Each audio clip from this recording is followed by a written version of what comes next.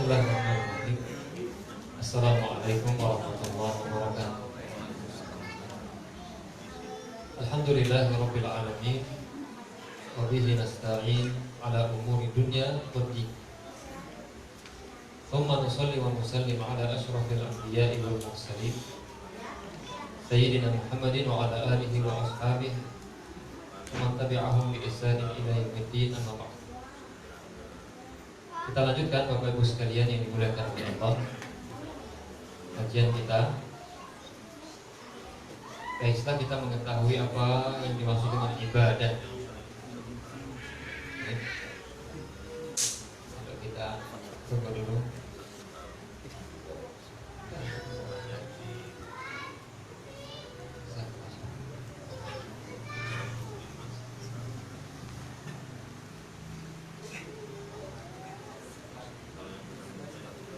Sudah, Pak?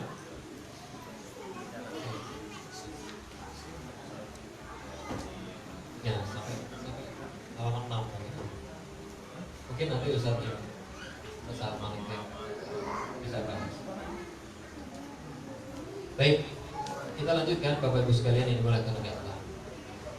Yang kedua, ya, yang tadi sebetulnya sudah, yang kedua ini apa yang dimaksud dengan ibadah? Ya, secara terjemahan sudah saya sampaikan bahwa yang dimaksud dengan ibadah adalah sebuah kata yang mencakup segala sesuatu yang dicintai oleh Allah, baik berupa perkataan maupun perbuatan.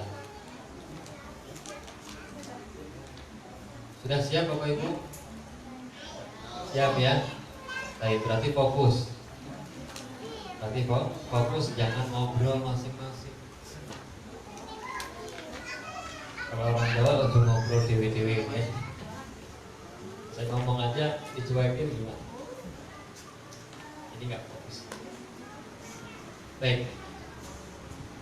Yang kedua tadi sudah kita bahas ya, yaitu masalah ibadah. Kemudian selanjutnya,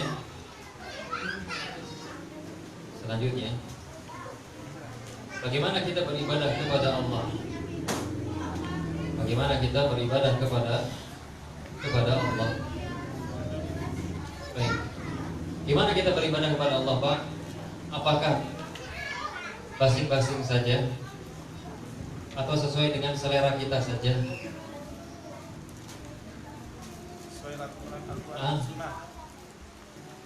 Kita beribadah bagaimana? Boleh nggak kita sholat contohnya rukuk dulu atau sujud dulu baru rukuk? Pasti kita semua akan mengatakan ya nggak boleh. Loh kenapa? Ini kan sholat. Iya betul sholat, tapi tata cara yang kamu lakukan itu tidak ada contohnya. Betul Pak? Ada orang berkurban pakai telur Pak. Diterima tidak Pak? Di hari Idul Adha. Kan saya kurban pakai telur. Kalau cuma beli kambing satu, kalau kambing satu berapa? 2 juta. Beli telur dapat berapa karpet? Banyak gitu. Maka kita katakan ya nggak bakalan diterima. Kenapa? Karena nggak ada contohnya. Contohnya. Oleh karena itu ibadah Bapak Ibu sekalian, ya, tata cara kita beribadah kepada Allah adalah kama amaranallahu wa rasuluhu, sesuai dengan perintah Allah dan Rasulnya. Sesuai dengan perintah Allah dan Rasulnya ya, atau sebagaimana yang Allah Subhanahu wa ta'ala perintahkan kepada kita dan Rasulnya. Ini dia yang dimaksud dengan bagaimana kita beribadah kepada Allah. Jadi Pak Bu, beribadah itu landasannya perintah Allah dan perintah Rasul. Ya Bu ya. Bu,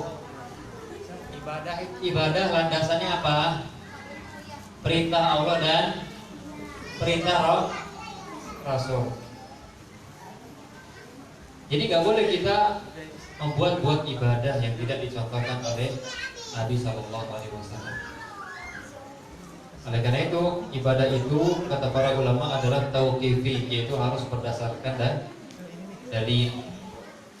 Ibadah itu harus berdasarkan dalil dari Al-Quran ataupun hadis Nabi Sallallahu Alaihi Wasallam.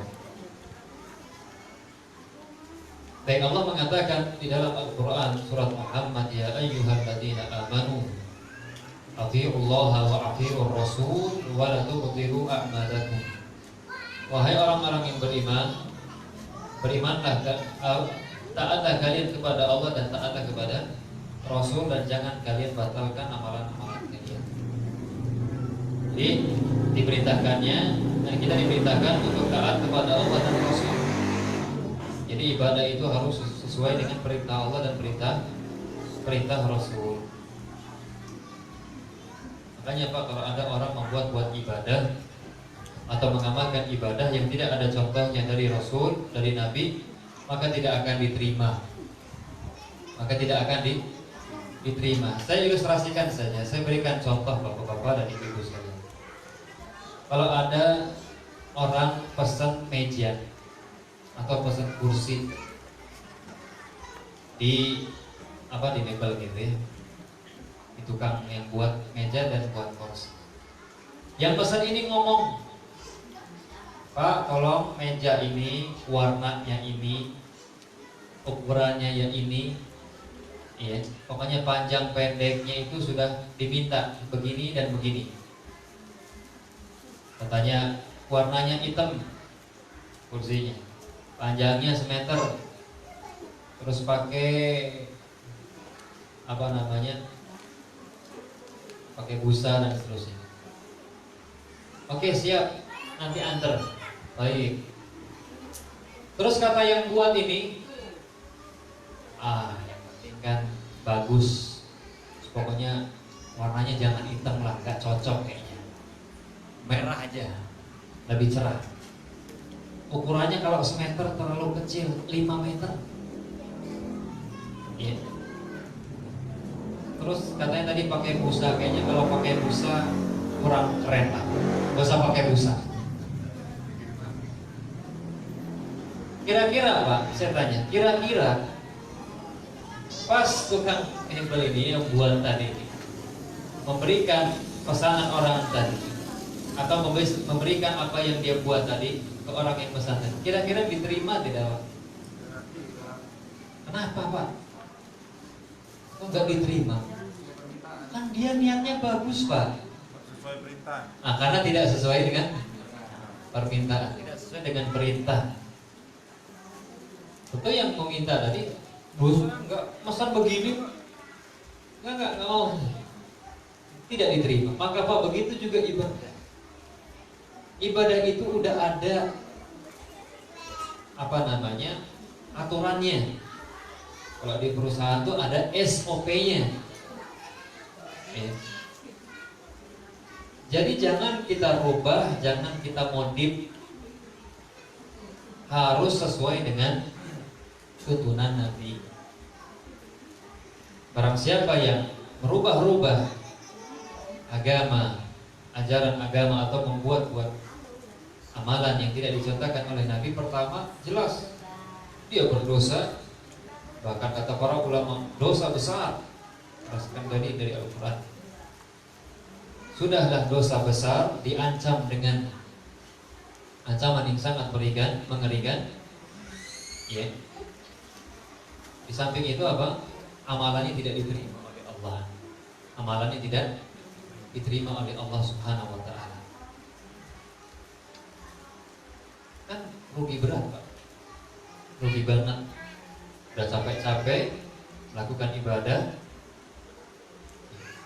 capek-capek melakukan ibadah, yang menurut dia ibadah ternyata tidak diterima. Makanya diriwayatkan ada seseorang bertanya kepada Imam Ahmad bin Hanbal rahimahullah ta'ala, atau Imam Malik, bukan ditanya. Jadi Imam Malik, seingat saya. Jadi Imam Malik, beliau pernah melihat Pak, orang sholat 4 rakaat sebelum sholat subuh. Ini qobliyah Pak. Kata Imam Malik, jangan kamu lakukan. Nabi sebelum subuh itu cuma 2 rakaat. Cuma dua rakaat. Tidak lebih dari 2 rakaat. Dan seperti itulah yang ada. Kemudian kata orang tadi yang diingatkan oleh Imam Malik, apakah Allah Subhanahu wa taala akan mengadabku karena aku sholat? Maka kata Imam Malik, ya, perkataan yang sangat luar biasa. Tidak, Allah tidak akan mengadabmu karena kamu sholat, tapi Allah akan mengadabmu, menyiksamu karena kamu menyelisihi Nabi. Karena kamu menyelisihi Nabi. Maka bapak-bapak sekalian yang dimuliakan oleh Allah, yang namanya ibadah, yang namanya amalan, yang kita harapkan pahala dari amalan tersebut, maka harus betul-betul sesuai dengan contoh Rasulullah Sayyidina Muhammad Sallallahu Alaihi Wasallam. Makanya kata Nabi Sallallahu Alaihi Wasallam, man amila amalan laisa alaihi amruna fahuwa raddun. Barang siapa yang melakukan suatu amalan, itu amalan yang dia harapkan pahala, ya, namun tidak ada contohnya dari kami, maka amalan tersebut tertolak, kata Nabi. Tertolak. Makanya Pak, ibadah-ibadah yang kita lakukan harus betul-betul ada dasarnya, ada landasannya dari Al-Quran ataupun hadis Nabi Sallallahu Alaihi Wasallam. Itulah sikap Ahlussunnah wal Jamaah. Baik. Kemudian selanjutnya, apakah kita hal na'budullaha khaufan wa tama'an? Apakah kita beribadah kepada Allah yang disertai dengan rasa takut dan rasa harap?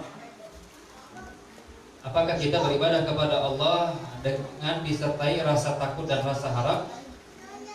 Maksud takut neraka, ya, kalau nggak taat kepada Allah, nggak beribadah kepada Allah. Kemudian berharap, ini ketika beribadah berharap surga. Apakah kita begitu ketika beribadah? Maka jawabannya na'am, na'buduhu kadzalik. Iya, kita beribadah kepada Allah seperti itu.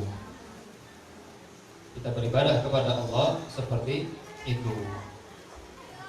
Qala ta'ala, Allah berfirman, yasiful mu'minin, menceritakan orang-orang yang beriman, yad'una rabbahum khaufan wa tama'an. Mereka, orang-orang beriman, berdoa, yaitu beribadah kepada Rabb mereka dalam keadaan, ya, atau dengan rasa khawatir dan harap.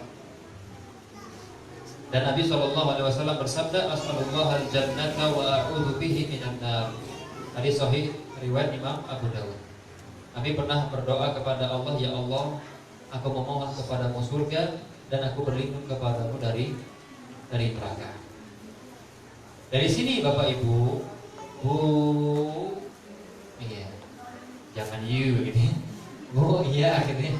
Baik, mendengar kan? Dengar gak Bu?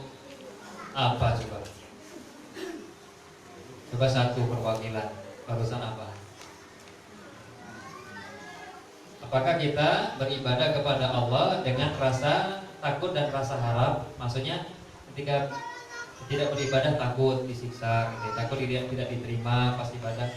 Dan rasa harap maksudnya mengharap surga. Jawabannya iya. Dalilnya tadi. Sehingga dari sini Bapak Ibu sekalian yang dimuliakan oleh Allah, tidak benarnya pemahaman, keyakinan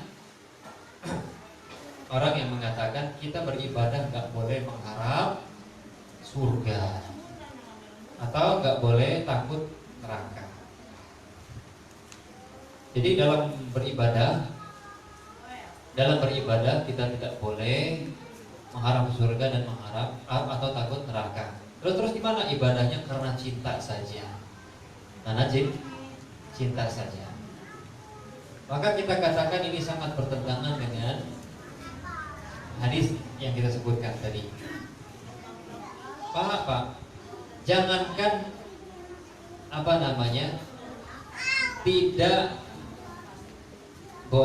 jangankan tidak berharap surga dan neraka.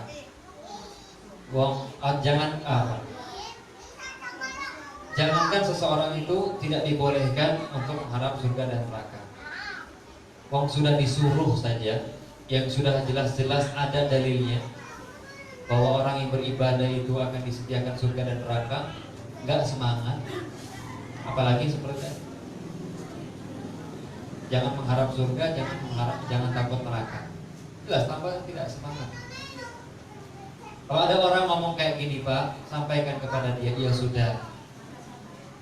Ya, saya pun menyampaikan ke kamu, ya, kamu kerja saja di tempat saya. Jangan mengharap apa-apa, udah pokoknya kerja aja.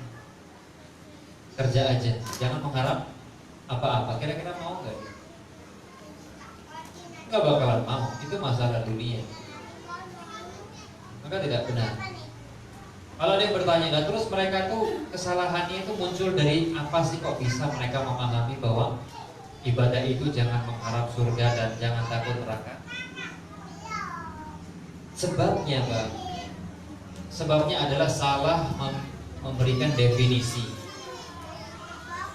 Maka hati-hati ketika kita ingin mendefinisikan sesuatu, harus hati-hati. Karena definisi itu sangat penting.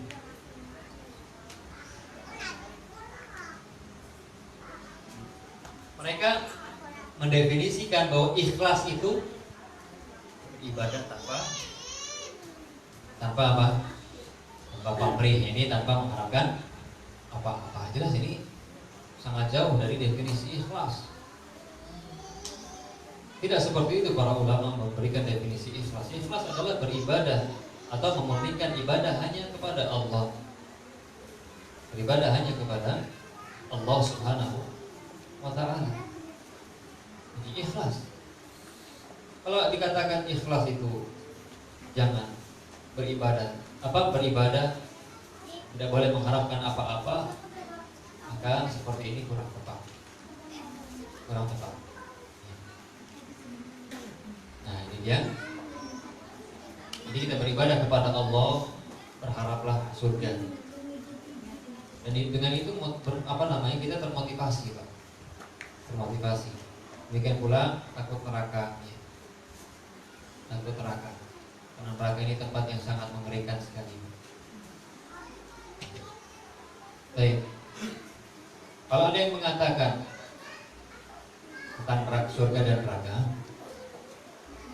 apa definisi surga dan apa definisi neraka?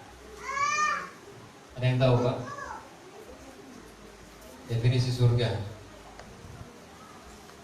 Ya, gampang kan? Ini disebutkan dalam kitab Jannah wan Nar. Surga adalah tempat yang disediakan oleh Allah untuk orang-orang yang beriman dan bertakwa. Di dalam yang penuh kenikmatan. Ini surga, tempat yang disediakan oleh Allah untuk orang-orang yang beriman dan bertakwa, yang taat kepada Allah. Adapun neraka sebaliknya, tempat yang disediakan untuk orang-orang yang membangkang, tidak taat kepada Allah. Kalau ada yang nanya, di mana surga? Surga itu di mana? Ada yang tahu? Ada yang pernah main? Neraka di mana, Pak? Barangkali ada yang pernah tahu?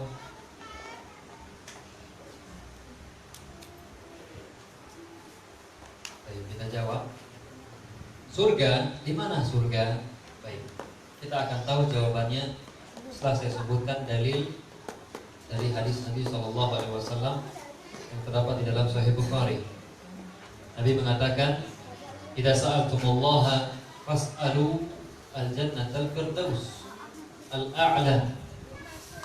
Ya, ada beberapa riwayat ya. Nah, di sini ada beberapa redaksi ya. Nabi mengatakan, apabila kalian memohon, meminta, maka mintalah surga Firdaus.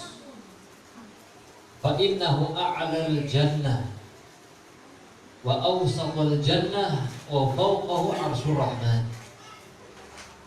Jadi apabila kalian memohon, meminta, maka mintalah surga Firdaus. Kenapa? Karena surga Firdaus adalah surga yang paling tinggi, yang paling indah, dan di atasnya ada arsy Allah, arsyur rahman. Ya, Arsyur Rahman. Bagaimana hakikat aslinya kita tidak tahu. Kita cuma dikabarkan saja. Jadi di sini dan arsy Allah ada di atasnya, di atas langit. Jadi di sini kita mengatakan bahwa surga di atas, ya, surga itu di atas. Adapun neraka maka wallahu a'lam bishawab, tidak ada dalil yang menunjukkan di mana neraka, maka kita katakan wallahu a'lam. Tidak tahu, ya. Karena masalah gaib, Pak, berbicara masalah gaib harus berdasarkan dalil. Siapapun yang berbicara masalah gaib harus berdasarkan dalil. Ya, seperti itu. Oke.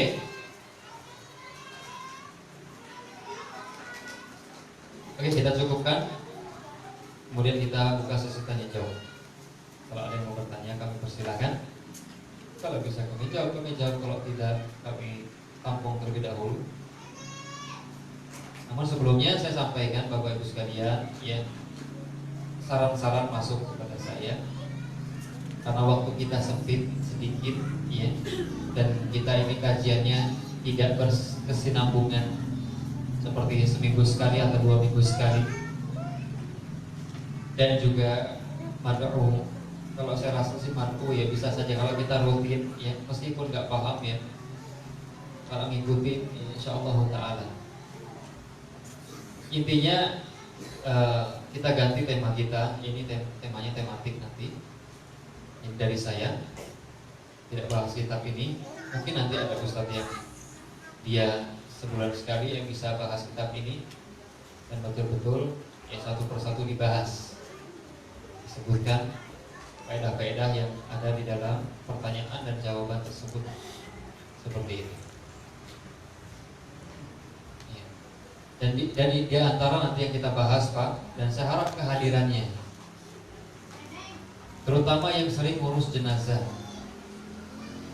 Insya Allah nanti yang kita bahas atau di antara yang kita bahas di beberapa malam berikutnya, atau di antaranya, ya, berkaitan dengan tata cara praktek, ya, pengurusan jenazah. Nanti ya pemandian, pengkafanan dan sholat, itu saja. Nanti yang di kuburan ya kapan sholat. Ini saja. Bagaimana sih tata cara mengurus jenazah yang sesuai dengan ajaran Nabi? Kan selama ini kita cuma ikut-ikutan saja. Pokoknya kayak ngono. Dan banyak yang heran pas saya dulu pas mertua meninggal, saya tanya ke ibu-ibu ada yang mau nyolatin? Itu ibu-ibu heboh. Kalau kelompok kami mah nggak nyolatin. Bu, ini akhir kelompok kami. Wanita itu disyariatkan untuk menyolati juga. Jadi seakan-akan saya ini beda, ya, bukan golongan mereka. La ilaha illallah. Gimana sih? Makanya kita harus belajar supaya kita tidak mudah mengklaim orang itu sesat. Harus betul-betul di atas ilmu. Ya, ada yang mau ditanyakan, Pak? Ibu ada yang menanyakan. Terserah deh, masalah apa? Masalah ekonomi. Gimana? Ibu pakai itu, Ustaz pakai yang buat sholat sebenarnya. Mungkin kalau tadi udah geter-geter kayaknya yang buat sholat.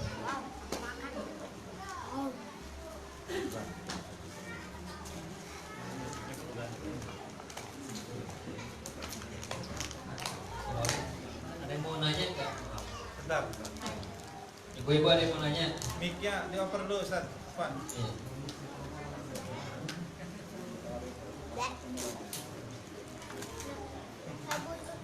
Oh, ibu pakai itu aja.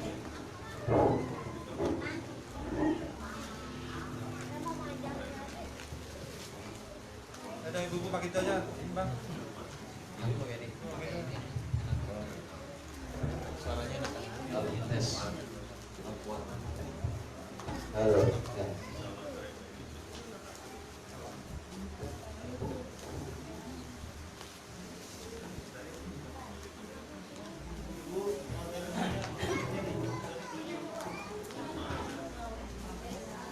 Silakan.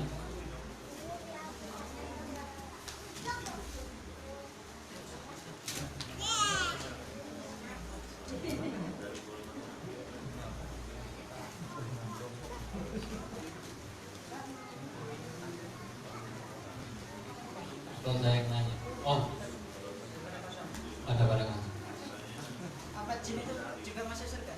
Apa? Jin. Oh. Pertanyaannya, Bu, ada yang nanya nih, Bapak Ibu, apakah jin itu masuk surga juga? Jawabannya, sebagaimana kita sampaikan tadi, sebagaimana manusia ada yang soleh, ada yang toleh, maka jin pun demikian. Bagaimana manusia kalau soleh masuk surga, kalau toleh masuk neraka, maka jin pun demikian. Di antara dalilnya disebutkan dalam surat Ar-Rahman. Allah mengatakan, ya, ketika Allah Subhanahu wa taala berbicara tentang bidadari, Allah katakan lam yaqmithunna insun qablahu wala jan. Allah berbicara tentang bidadari gitu, semuanya mantap gitu ya. Kemudian kata Allah, ya, yang mana mereka para bidadari itu gak pernah disentuh, belum disentuh bidadari yang di surga, ya, oleh manusia dan jin, oleh manusia dan jin. Jadi jangan takut kalau masuk surga, jangan takut dapat yang bekasan, enggak dapat yang bekasan, pokoknya ori semua, orisinil, iya. Makanya kata Allah, pokoknya mereka para bidadari yang disediakan untuk orang beriman tuh ya ori gitu tuh, belum disentuh sama orang yang sudah masuk surga, itu dari kalangan manusia atau jin. Disebut dalam surat Ar-Rahman. Itu di antara dari. Ada lagi.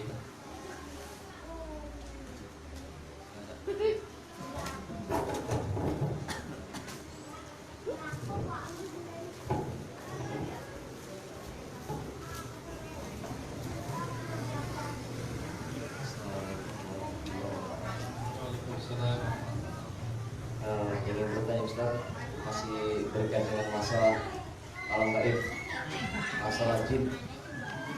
Soalnya dari pembahasannya banyak masalah jin.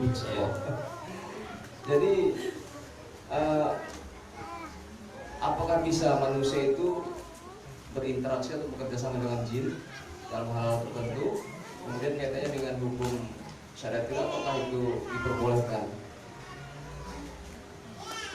Baik yang mungkin jinnya itu mungkin jin yang toleh atau mungkin yang jin muslim gitu Ustaz. Iya. Nah, jadi kalau kita selalu Ibu-ibu jelas pertanyaannya? Bapak-bapak jelas? Intinya apakah boleh manusia dia berinteraksi dan minta apa tadi? Bantuan ya? Iya. Minta bantuan kepada jin. Ya, baik jinnya itu muslim atau toleh. Nah, maksudnya tidak taat gitu ya. Baik Bapak Ibu sekalian yang dimuliakan oleh Allah, kita tidak boleh berinteraksi ataupun bermuamalah dengan jin. Ya. Kenapa? Karena kata Nabi SAW ketika sahabat yang mulia Abu Hurairah, saya kisahkan ceritanya, atau saya ceritakan kisahnya, yang dari sini kita tahu jawabannya. Jadi sahabat yang mulia Abu Hurairah, beliau pernah diperintahkan untuk menjaga harta zakat.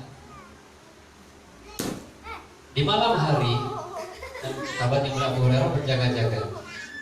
Di malam hari ada jin yang menyamar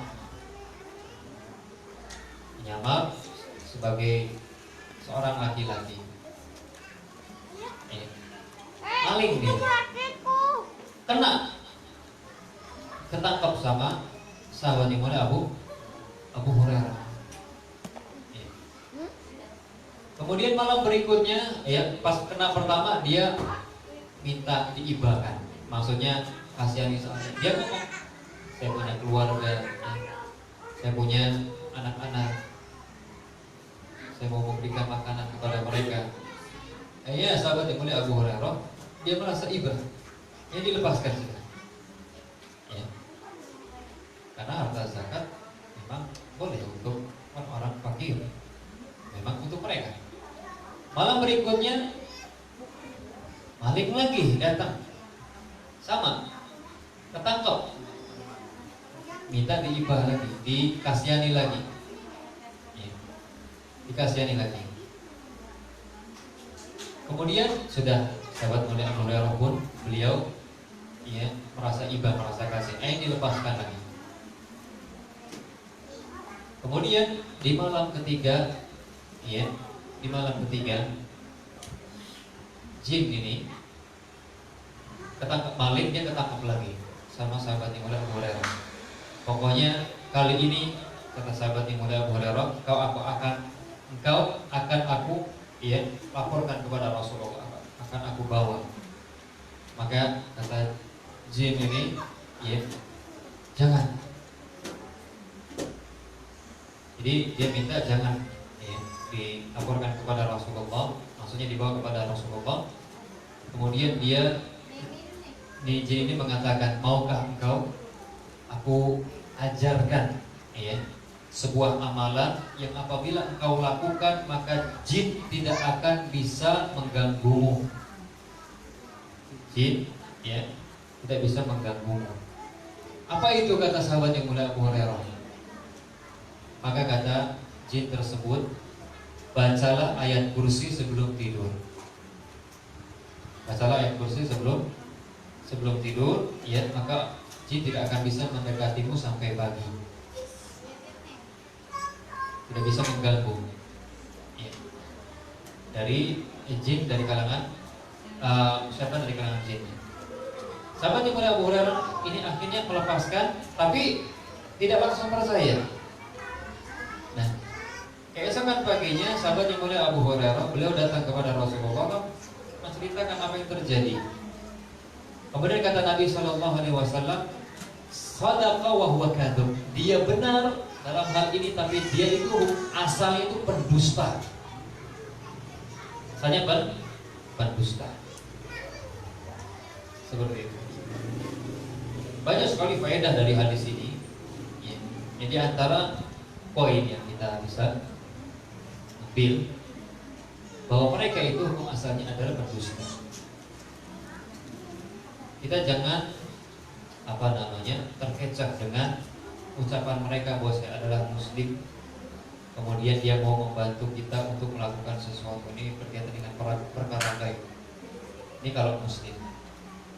Intinya kita tidak boleh berinteraksi dengan mereka, bermuamalah dalam artian kita minta tolong dengan mereka tidak diperbolehkan. Bahkan bapak-bapak sekalian, ya, kalau seandainya kita minta tolong kepada mereka,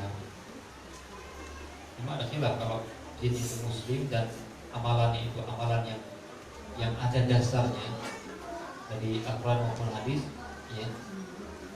Meskipun hukum asalnya tidak dilarang, tapi ada yang mengatakan boleh. Tapi sekali lagi tidak boleh, ya. Karena tadi dia itu pendusta, bohong. Kalau kita minta tolong kepada mereka, apalagi minta tolongnya untuk sesuatu perkara yang tidak bisa dilakukan kecuali oleh Allah, maka ini jelas adalah perbuatan yang disebut oleh syariat Islam sebagai perbuatan syirik. Itu beribadah kepada selain Allah. Ini hukumnya. Katanya ada orang dia jatuh susah, ya, maksudnya jatuh miskin atau susah, betul-betul susah, kemudian dia minta tolong jin untuk memudahkan rezekinya. Jelas ini adalah perbuatan yang sangat dimurkai oleh Allah, perbuatan yang sangat dibenci oleh Allah Subhanahu wa ta'ala. Dan barang siapa melakukannya dan padahal dia sadar betul, dia bisa keluar dari agama Islam, karena dia telah beribadah kepada selain Allah. Sebagaimana sholat ada pembatalnya, Islam pun ada pembatalnya, Pak. Orang sholat tapi kentut, diterima enggak sholatnya? Enggak, karena dia melakukan pembatal sholat. Demikian pula orang Islam tapi melakukan pembatal keislaman, meskipun dia ngaku Islam tapi bukan Islam. Maka hati-hati. Jadi tidak boleh kita minta bantuan jin, ya. Minta bantuan jin. Dan saya ingatkan bapak-bapak sekalian, ya ini sebetulnya pertanyaan ini, bantuan jin ini masih umum ya. Dalam hal apa seperti itu yang dimaksud gimana? Bantuan jin. Ya, Contohnya minta bantu. misalnya apa ya namanya istilahnya, kalau Minta tolong. jaga badan lah gitu. Oh, jaga badan. Kebal ya. Ya pokoknya jaga badan, apa Jaga tenaga rumah. dalam. Tenaga dalam gitu ya. Jaga malam ronda.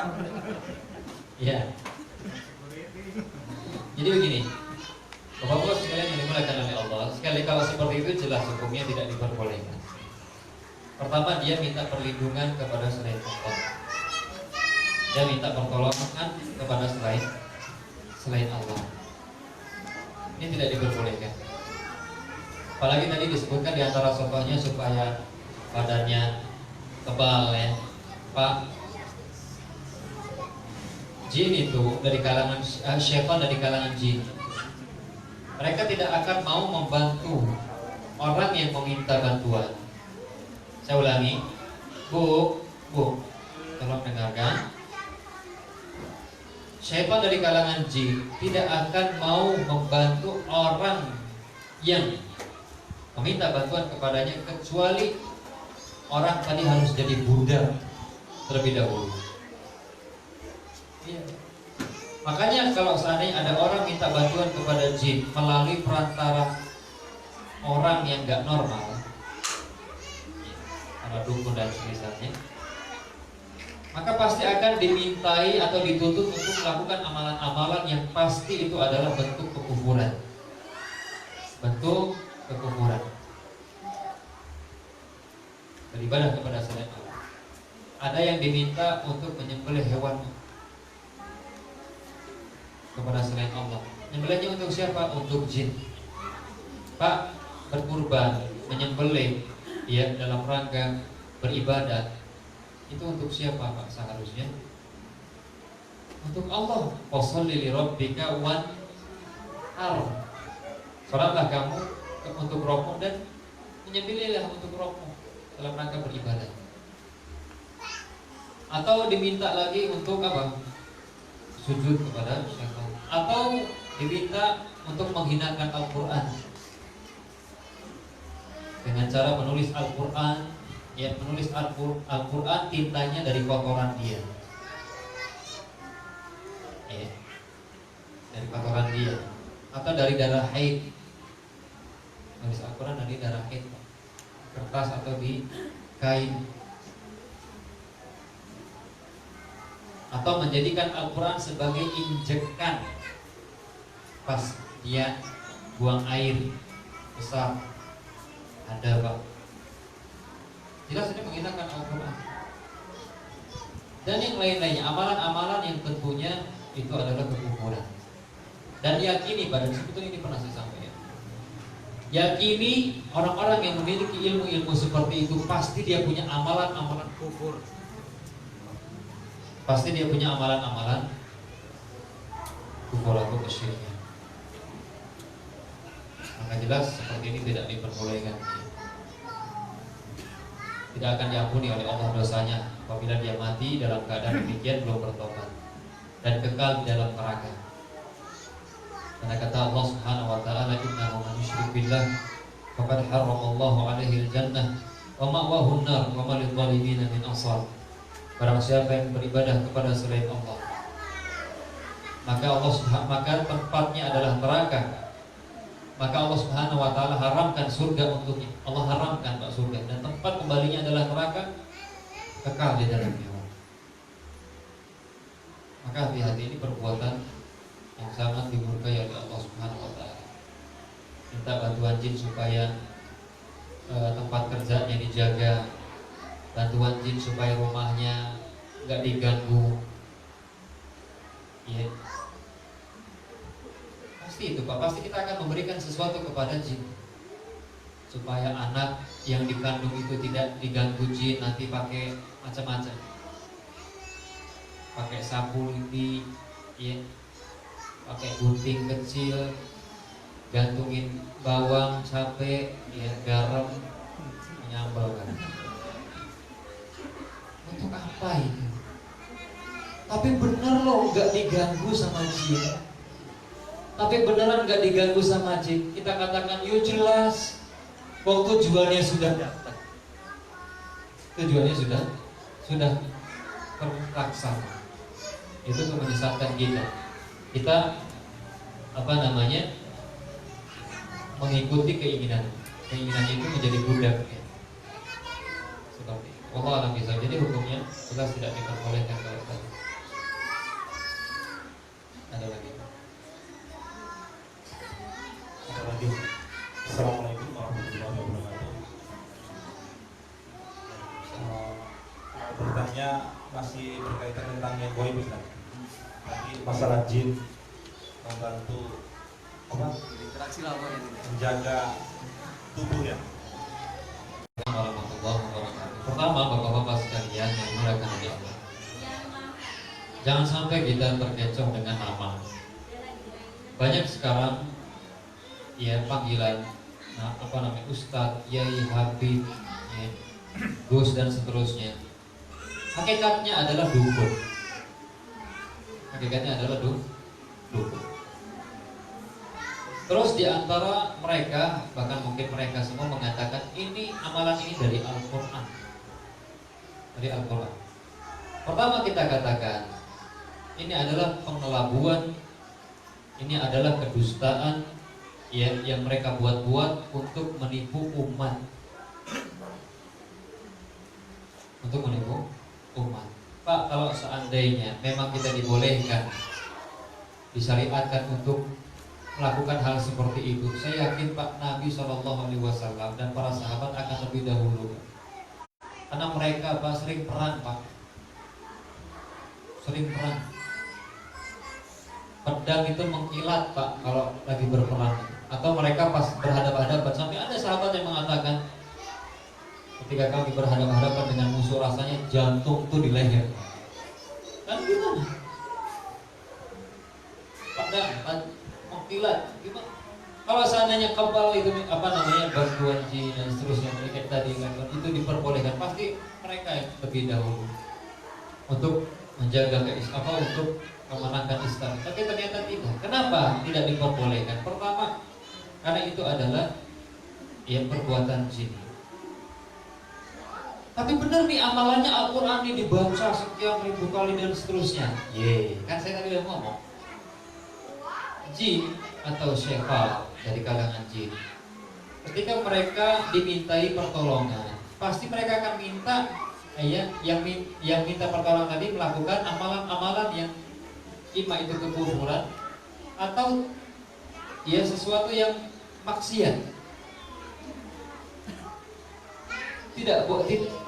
Al-Quran, Pak, diturunkan oleh Allah Subhanahu wa taala untuk dibaca, dipahami, diamalkan. Dibaca, dipahami dan diamalkan. Itu tujuan diturunkannya Al-Quran.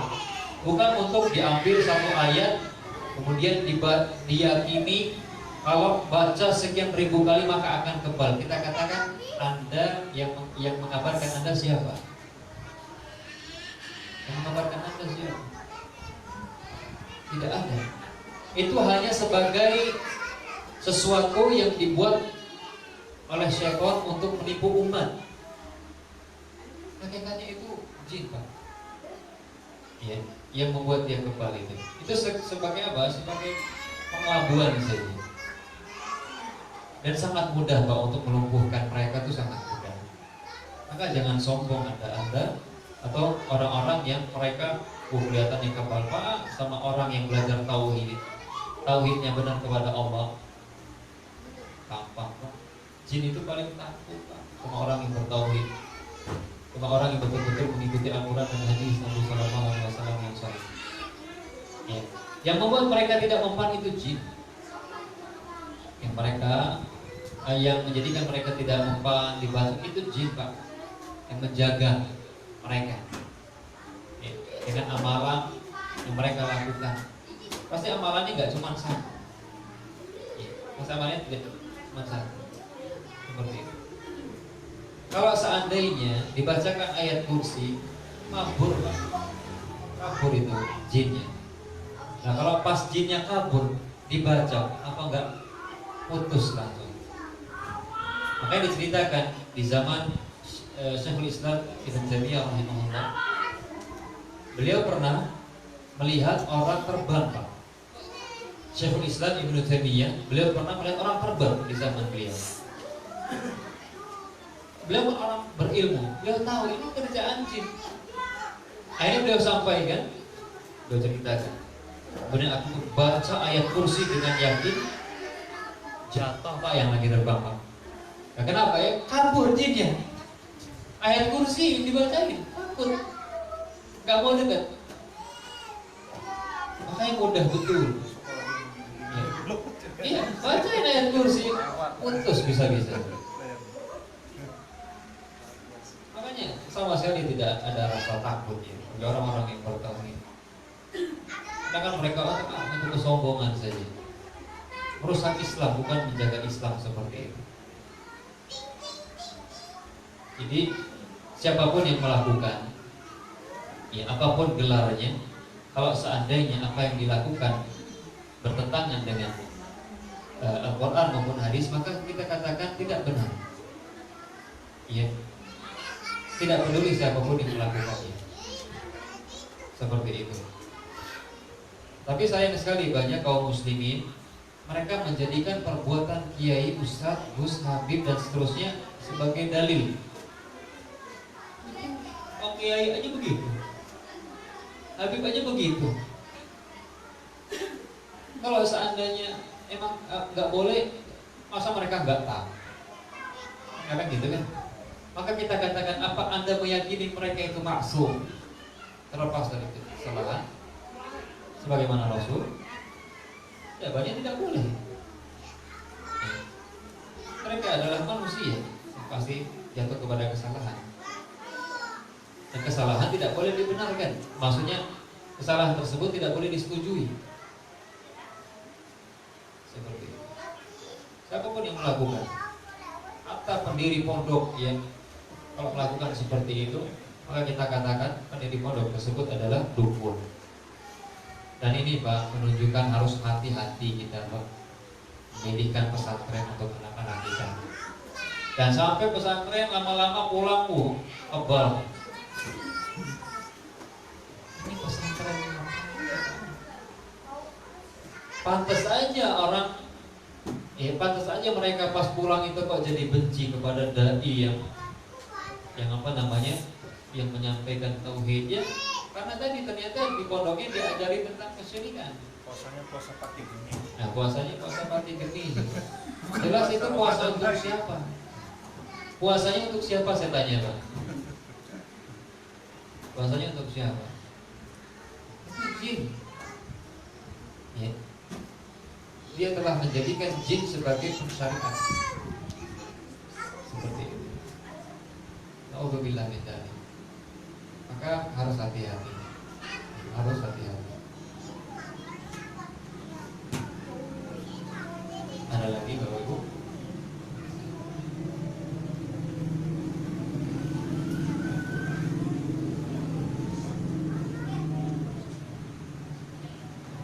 Yuk. Ya, kalau gitu kita cukupkan.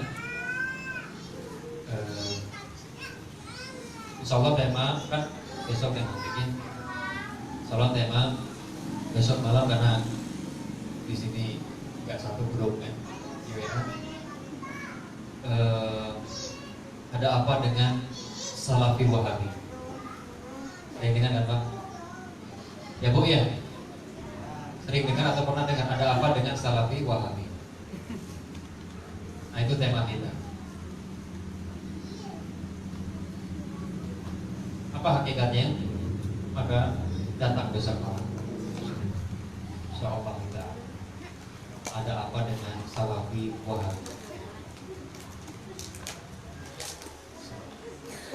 Allah alam bisawab. Saya sangat-sangat terima kasih kepada Bapak Ibu yang telah hadir, yang telah repot-repot ya datang. Semoga Allah Subhanahu Wa Taala menjadikan kerepotan, kesulitan ya Bapak Ibu alami ketika menghadiri kajian ini, Allah gantikan dengan pahala yang berlipat-lipatnya, tidak ada batasnya dari Allah Subhanahu wa taala, dan semoga dilancarkan rezekinya. Amin. Wallahu a'lam bishawab. Kita akhiri dengan doa kafaratul majlis. Subhanakallahumma wa bihamdika asyhadu an la ilaha illa anta astaghfiruka wa atubu ilaik. Wassalamualaikum warahmatullahi wabarakatuh.